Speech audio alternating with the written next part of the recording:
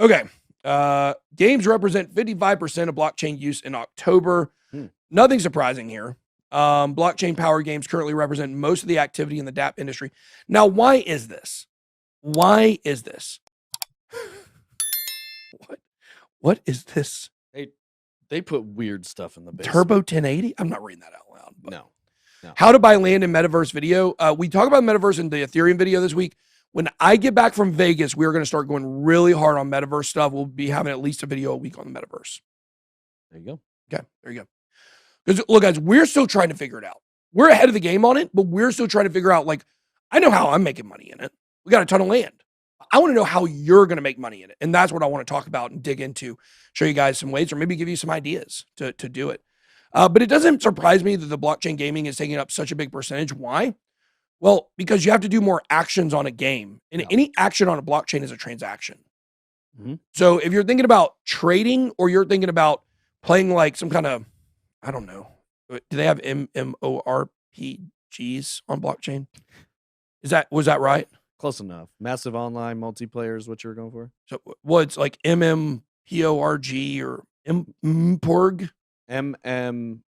Massive multiplayer online platform is MMOP. I think that's what you're referring to. No, there's one that ends with a ORG, I think, isn't there? There's RPG. Oh, there it is. Yeah. This is what you're talking about? Yeah, more. Yeah, massive multiplayer online role-playing game. ORPG. Yeah, I think I was pretty. Did I say that? Is that what I said? I think so. Yeah, I was pretty close. MMORPG. Do they have those on blockchain? I don't know. What kind of games do they have on blockchain right now? They have card-based, like Axie the card-based Infinity. games. It's the card-based games, strategy games. The gambling games too. Yeah, gambling, betting, or a lot of that. Axie Infinity. Yeah. What kind of game is Axie Infinity, would you say? I haven't played it, but I think it's turn-based. Strategy. See, I hate turn-based games. I'm not a big turn-based game. Turn-based games are what had turned me up. First-person shooters and turn-based games are what really kind of pushed me away from gaming. I don't like any of those games. Yeah. I think Fortnite is a little, like, I'm not in love with playing Fortnite, but I prefer the third-person over the first-person shooters. Yeah. If I had to pick, but I'm all sports games and Mortal Kombat. Okay. So this doesn't surprise me. Axie Infinity is the most played game. Also not surprising. Splinterlands was another main contributor. Binance Smart Chain also starting to get in on the action. I know this sounds crazy, but I think I want to buy some Axie Infinity. Because I don't know did you see that video I did where it showed that it's the most predictable coin during this bull run so far? Or is it number 2? Luna was number 1. All I'm saying is, even though we don't own any Luna pretty much, and we don't own any Axie Infinity, and the other one was Teller, TELLOR, it's decentralized oracles. Now, Polygon and Avalanche were on that list. We got big holdings on those. We don't have any of the other 3.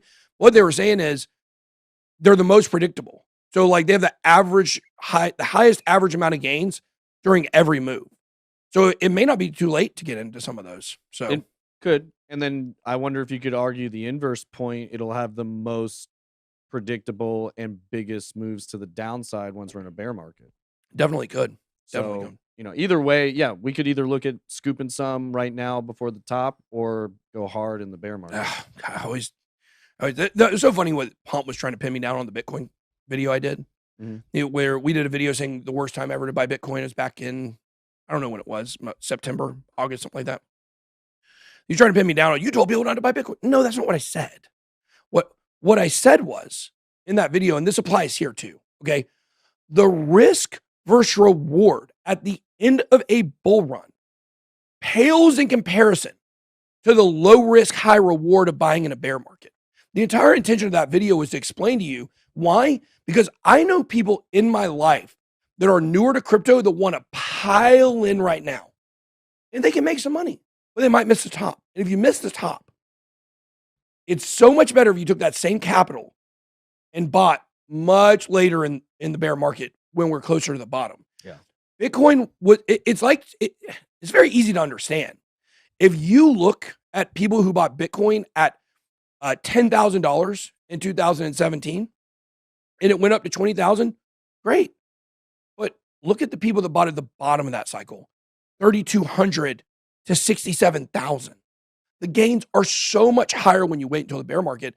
So that's why, like, even though, like, I understand the predictability of these coins and I'd like to own them, the risk versus reward is just better to just say you missed them, right, and get them in the bear market. So So basically, what you're saying to summarize, like for Axie, what we were just talking about, we could buy some now, and maybe it doubles or triples, and we Right. happen to hit the top and sell it just right in this really tight window, or we just wait, let it correct, and we know we're going to get a good entry point, and we accumulate when we feel like it's a clear bear market, Absolutely. and then there's very little downside, but there's a much higher upside.